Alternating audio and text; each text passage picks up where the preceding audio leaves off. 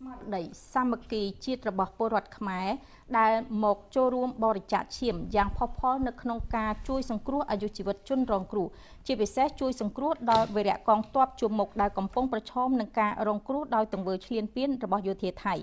លោកជំទាវនាយឧត្តមសេនីយ៍ដាំដារនីរដ្ឋលេខាធិការក្រសួងការពារជាតិនៅក្នុងឱកាសអញ្ជើញមកចូលរួមបរិច្ចាគឈាមនៅវិទ្យាស្ថានសុខាភិបាលនៃកងយុទ្ធពលខេមរៈភូមិន្ទនាព្រឹកថ្ងៃទី15ខែធ្នូឆ្នាំ2025នេះបានបង្ហាញអំពីទឹកចិត្តរីករាយជាមួយនឹង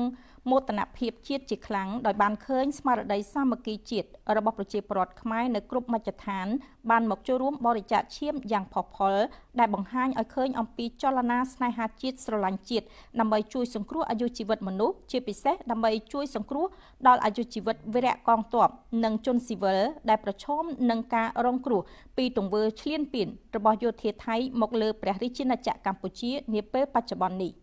លោកជំទាវនាយឧត្តមសេនីយ៍បានកោតសរសើរដល់នាយទាហា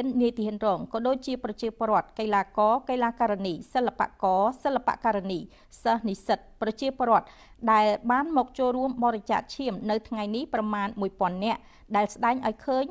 ពីមនសិការមនុស្សធម៌ខ្ពស់និងជាការដឹងគុណដល់វីរភាពពោពេញទៅដោយអត្ថន័យចំពោះវីរៈកងទ័ពក្នុងការលះបង់ដ៏ធំធេងដែលមិនអាចកាត់ថ្លៃបានក្នុងការរក្សាសន្តិភាពការការពារអធិបតេយ្យភាពបូរណភាពទឹកដីការពារពីការរំលោភបំពាន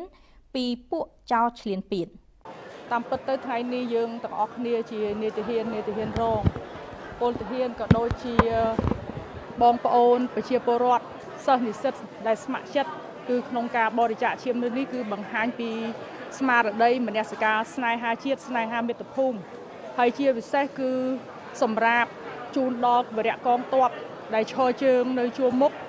ក៏ដូចជាជនស៊ីវិលដែលរងគ្រោះដោយសារការឈ្លានពានពីយោធាថៃមកលើទឹកដីនៃប្រជាណាចក្រកម្ពុជាហើយស្មារតីមនសិការស្នេហាជាតិរបស់ពួកយើងទាំងអស់គ្នាគឺបដូរផ្ដាច់នៅក្នុងតម្លៃណាក៏ដោយគឺដើម្បីចូលរួមចំណែកជាមួយរាជរដ្ឋាភិបាលក្នុងការការពារជាតិដែនអធិបតេយ្យភាពរបស់ប្រជាណាចក្រកម្ពុជាហើយយើងទាំងអស់គ្នាមានជំនឿជឿជាក់លើការដឹកនាំរបស់សម្ដេចតេជោសម្ដេចអធិបតីក្នុងការដឹកនាំមិនថាលើសមរភូមិយោធាការទូតហើយជាពិសេសក៏សូមបញ្ជាក់ឲ្យឃើញអំពីការចូលរួមតាមការអំពាវនាវរបស់លោកជំទាវបណ្ឌិតពេជ្រច័ន្ទមនី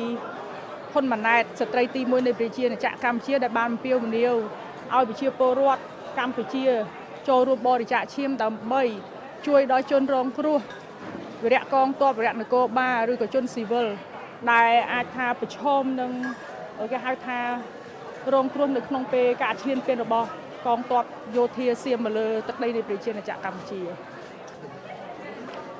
នាងខ្ញុំអាចនិយាយបានថានៅគ្រប់កលៈទេសៈជាពិសេសនៅក្នុងពេលលំបាកនេះគឺយើងទាំងអស់គ្នាមិនថាសមរភូមិមុខមិនថាសមរភូមិក្រោយគឺនៅស្ថិតថេរនៅរួមចំណែកជាមួយនឹងវីរៈកងទ័ពរបស់ប្រជាណាចក្រកម្ពុជាយើងទោះនៅក្នុង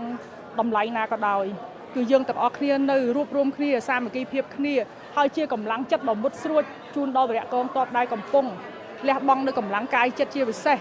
ឈរជើងយ៉ាងរឹងមាំក្នុងការស្វ័យការពារទឹកដីរបស់យើងនៅតាមបណ្ដោយព្រំដែនហើយម្យ៉ាងទៀតដែរនាងខ្ញុំក៏សូមអំពាវនាវតាមរយៈការបរិច្ចាគឈាមនេះសូមឲ្យប្រទេសសៀមប្រទេសថៃសូមបញ្ឈប់ជាបន្ទាន់នៅការឈ្លានពានមកលើទឹកដីនៃប្រជាណាចក្រកម្ពុជាជាពិសេសរាល់នៅទង្វើអរិយភាពទាំងឡាយដែលបង្កឲ្យមានការខូចខាតដល់ប្រទេសកម្ពុជាហើយកម្ពុជារក្សាសិទ្ធិនៅក្នុងការស្វ័យការពារបូរណភាពទឹកដី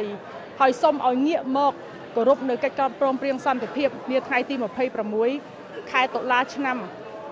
2025នេះដែលចុះហត្ថលេខាដោយសម្ដេចមហាបវរធិបតីនិងនាយករដ្ឋមន្ត្រីនៃប្រទេសថៃដែលមានអាដាមប្រធានាធិបតីដូណាល់ត្រាំប្រធានាធិបតីសហរដ្ឋអាមេរិកនិងលោកអាន់វ៉ាអ៊ីប្រាហ៊ីមដែលជានាយករដ្ឋមន្ត្រីនៃប្រទេសម៉ាឡេស៊ីជាសាក្សីហើយសូមយើងទាំងអស់គ្នាសូមប្រឆាំងដាច់ខាតនៅទង្វើឈ្លានពានហើយសូមឲ្យងាកមកគោរពឲ្យប្រទេសថៃងាកមកគោរពនៅច្បាប់អន្តរជាតិក៏ដូចជារដ្ឋធម្មនុញ្ញអង្គការសហប្រជាជាតិនិងរដ្ឋធម្មនុញ្ញអាស៊ានផងដែរស្មារតីមនសិការស្នេហាជាតិនេះបញ្ជាក់ថាអ្នកសមរភូមិក្រោយនៅជាមួយអ្នកសមរភូមិមុខជានិច្ចហើយបដិញ្ញាបដូរផ្ដាច់ទោះក្នុងកលៈទេសៈណាក៏ដោយពេញចិត្ត ចូលរួមចំណាយជាមួយរាជរដ្ឋាភិបាលក្នុងការការពារបូរណភាពទឹកដីនៃព្រះរាជាណាចក្រកម្ពុជាដោយភាពជឿជាក់លើការដឹកនាំរបស់សម្ដេចមហាបវរធិបតីហ៊ុនម៉ាណែតជានាយករដ្ឋមន្ត្រីក្នុងការដឹកនាំការពារទឹកដីក៏ដូចជាក្នុងវិស័យការទូតស្ថិតនៅក្នុងកលៈទេសៈដ៏លំបាកនេះលោកជំទាវសូមលើកទឹកចិត្តដល់ជនរួមជាតិដែលនៅសមរភូមិក្រោយត្រូវតែនៅជាមួយកងទ័ពជួរមុខជានិច្ច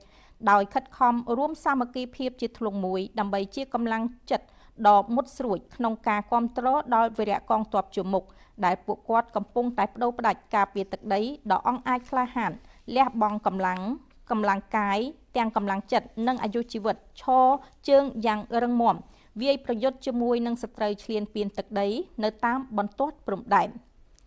តាមរយៈការចូលរួមបរិច្ចាគឈាមថ្ងៃនេះទាំងកងកម្លាំងប្រដាប់អាវុធទាំងកីឡាករកីឡាការិនីសិល្បករសិល្បការិនីសិស្សនិស្សិតក៏ដូចជាប្រជាពលរដ្ឋសុទ្ធតែបានសម្ដែងនៅមោទនភាពរីករាយដោយក្តីពេញចិត្តដែលបានស្ម័គ្រចិត្តមកបរិច្ចាគឈាមថ្ងៃនេះពួកគាត់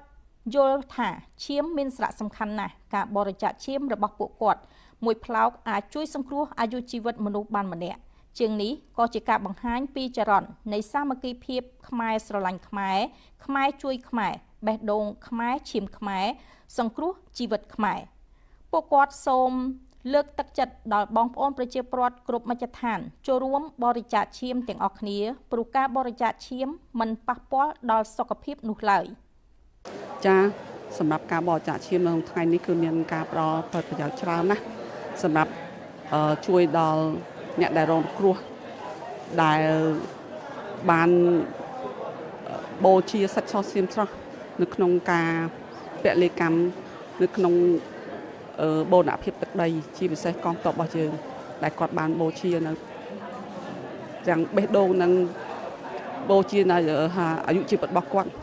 នឹងហើយពួកខ្ញុំដែលនៅខាងក្រោយនេះគឺមានតែបរិច្ចាគឈាមដើម្បីជួយដល់ជីវិតរបស់គាត់សង្គ្រោះដល់ជីវិតរបស់គាត់មិនថាកងទ័ពរបស់យើងមិនថាប្រជាជនដែលរងគ្រោះដែលបានបដិការដែលបាន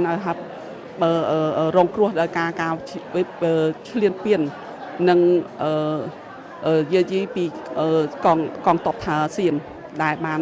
ឈ្លានពានមកលើប្រទេសកម្ពុជារបស់យើងជាពីកន្លងមកនេះខ្ញុំឈ្មោះកៅវ៉ាន់ឌឿនជាកីឡាការិនីជម្រើសជាតិយូដូ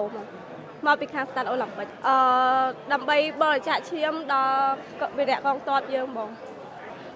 ខ្ញុំសប្បាយចិត្តមែនតើព្រោះវាជាលើកទី1អញ្ចឹង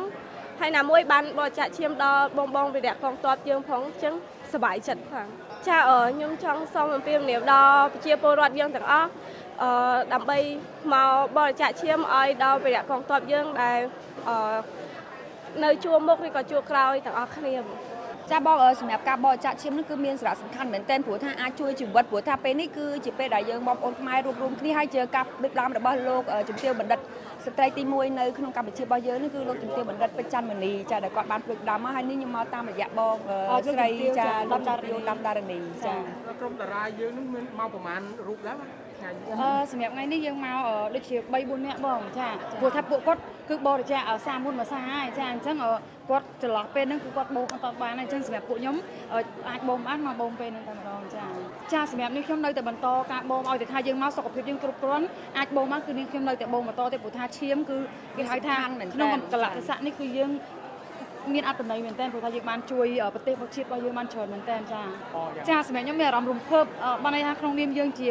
ឈាមខ្មែរជនជាតិខ្មែរបានថាយើងស្រឡាញ់គ្នាមែនតើខ្ញុំឃើញថាគឺមានការចូលរួមច្រើនមែនតើបងចាសម្រាប់ដូចថានៅក្នុងប្រទេសកម្ពុជារបស់យើងឈាមខ្មែររបស់យើងគឺគេហៅថាមានអត្ថន័យនៅក្នុងពេលនេះគឺគាត់ចូលរួមយ៉ាងច្រើនក៏ឲ្យទឹកមុខពោពេញទៅដោយស្នាមញញឹមតែម្ដងចាសូមបញ្ជាក់ជូនថាចរន្តនៃការចូលរួមបរិច្ចាគឈាមយ៉ាងផុសផុលពីជនរួមជាតិនៅគ្រប់មជ្ឈដ្ឋានទូទាំងប្រទេសនាពេលនេះតបតាមការអំពាវនាវរបស់លោកជំទាវបណ្ឌិតពេជ្រច័ន្ទមនីហ៊ុនម៉ាណែតដែលជាស្ត្រីទី1នៃកម្ពុជា